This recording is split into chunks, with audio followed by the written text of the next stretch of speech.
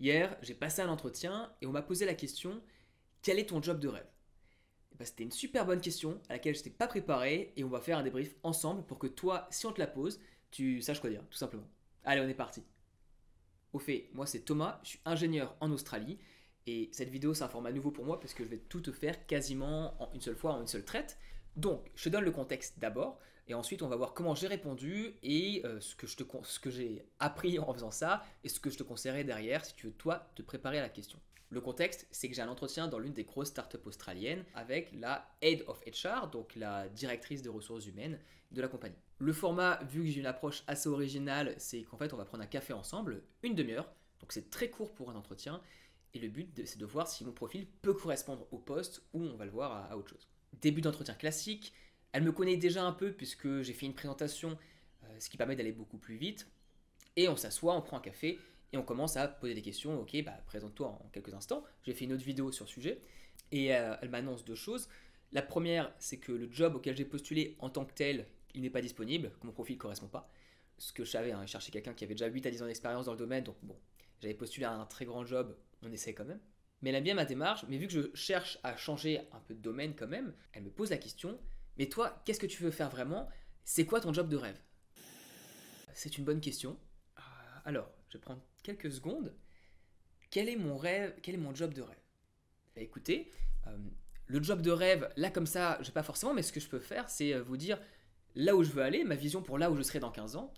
Et à partir de là, bah, on va voir comment ça s'inscrit dans cette lignée et que ça correspond tout à fait à ce que je cherche à faire. Le fait de faire ce processus, de montrer votre réflexion, que vous êtes surpris, c'est pas négatif du tout. On n'est pas censé être prêt à n'importe quelle question. Et là, sur le coup, il y a plusieurs choses qui me passent par la tête. D'abord, je sais très bien qu'il faut que je dise un job qui correspond plus ou moins à celui qu'elle aimerait que je fasse pour elle, parce que sinon, bah, sinon c'est hors sujet, c'est pas la bonne personne, bye bye. Adios le job. Ensuite, je n'avais pas de réponse toute prête, donc autant revenir sur quelque chose que j'avais préparé, c'est-à-dire ma vision, mes aspirations, mon rêve en quelque sorte, et comment le job auquel je postule s'inscrit dans cette vision.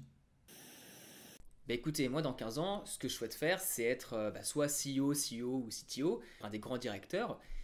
Et surtout, ce qui va me différencier de tous les autres qui peuvent avoir cet objectif, parce que bon, en fait, beaucoup de gens sont très carriéristes ou ambitieux en tout cas, et ils veulent faire ça, c'est que moi je vais être la personne, si l'un de mes collègues ou des amis avec qui je travaille me disent on cherche un autre CEO, un autre CPO ou quelqu'un, un autre directeur, et pas que je puisse trouver cette personne, que je la contacte et que je les mette en contact, en liaison. Et ça donc, cette vision, j'ai déjà commencé à travailler là-dessus, donc ça fait à peu près 4 ans que je l'ai.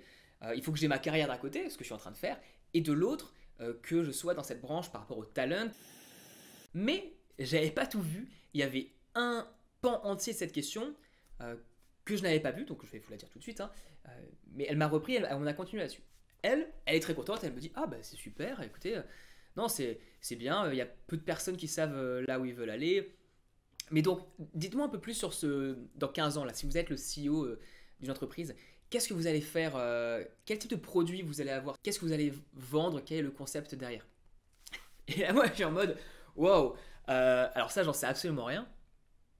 Et je lui dis, bah, je suis un peu pas gêné, bah quand même, tu t'imagines, dans l'entretien, on te pose une question à laquelle tu n'as jamais réfléchi, qui est assez personnelle sur dans 15 ans. Je lui dis, pareil, je refais la même technique que la dernière fois, c'est-à-dire je reformule la question qu'elle me pose pour gagner 5-10 secondes. Alors quel produit, quelle entreprise? En vrai, je ne pourrais pas vous dire, je ne sais pas, j'ai pas cette vision encore très claire. Là, ce que je viens de vous dire, cette vision à 15 ans, c'était pour vous répondre. Et c'est le plus clair que j'ai, mais il y a un nuage de fumée énorme devant. Et savoir quel produit je pourrais faire, non, absolument pas. Par contre, ce que je sais, c'est que dans tous les cas, ce qui sera important, c'est que je sois avec une équipe qui soit bien, que ce soit des personnes qui veuillent grandir, qu'on se tire qu'on se tire les uns et les autres vers le haut, et que ce soit quand même un environnement qui soit sain et bienveillant, parce que c'est comme ça que je pense qu'on peut réussir.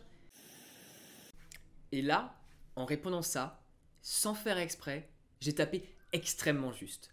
Elle me reprend et elle me dit oui, oui, tout à fait, donc vous voulez être avec des gens qui ont un growth mindset et que les employés, bah, ça soit une valeur hyper importante. Moi je dis oui, oui, absolument, tout à fait, c'est ça.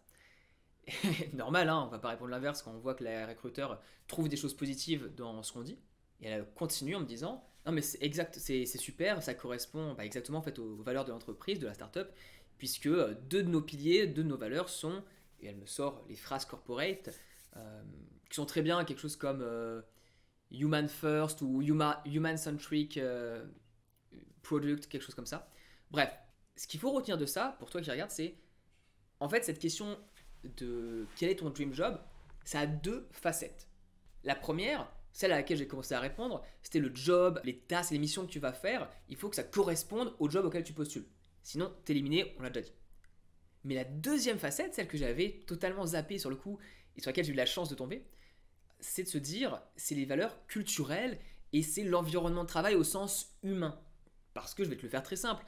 Si tu es ingénieur en mine et que tu vas me faire du fly-in, fly-out dans les mines en Australie ou que tu es sur une plateforme pétrolière, ton rythme de vie sera très différent que si tu vas faire de la fusion-acquisition en Angleterre, que tu es dans les locaux corporate de Total à Paris à la Défense. Tout ça, ça n'a rien à voir. Donc quand on te pose cette question, il va falloir parler à la fois de ton boulot et à la fois de cet aspect culturel et que ça résonne. Qu'est-ce que je peux dire sur le sujet? Je regarde mes notes. Bon alors j'en profite pour vous dire aussi, si vous êtes à ce niveau-là de la vidéo et que vous avez aimé, pouce bleu et abonnez-vous pour suivre ce que je fais, je vais continuer à en sortir d'autres. Là il y a une vidéo sur les questions techniques qui arrivent. Pour revenir au contenu de la vidéo, préparation, c'est vraiment la clé. Ici j'ai été désarçonné par une question à laquelle je ne m'attendais pas. Je me suis raccroché à quelque chose que j'avais préparé, c'est-à-dire la vision à 15 ans, qui elle je l'avais répétée, je la savais, elle était dans mes fiches de préparation aux entretiens. Si vous êtes surpris par une question, n'hésitez pas à vous raccrocher à une histoire similaire que vous avez. Et cette question du dream job, de comment vous projetez-vous, qu'est-ce que vous imaginerez que vous ferez dans le job en question, voilà, maintenant que vous le savez, préparez-vous à ça, posez-vous la question, passez un quart d'heure dans la salle de bain ou quand vous prenez votre douche, à juste y réfléchir comme ça un peu, et puis vous aurez des idées. Et ça vous aidera lors de l'entretien. Pour d'autres exemples de réponses à des questions en entretien, par exemple, comment parler de vous, qui est la première qu'on vous posera dans quasiment tous les entretiens, je vous mets la vidéo et la playlist en lien quelque part sur l'écran. N'hésitez pas à cliquer dessus, et puis on se retrouve pour la prochaine vidéo. Voilà, si vous avez d'autres questions, n'hésitez pas à me les mettre en commentaire, et puis sinon, je vous dis à la prochaine. Bye!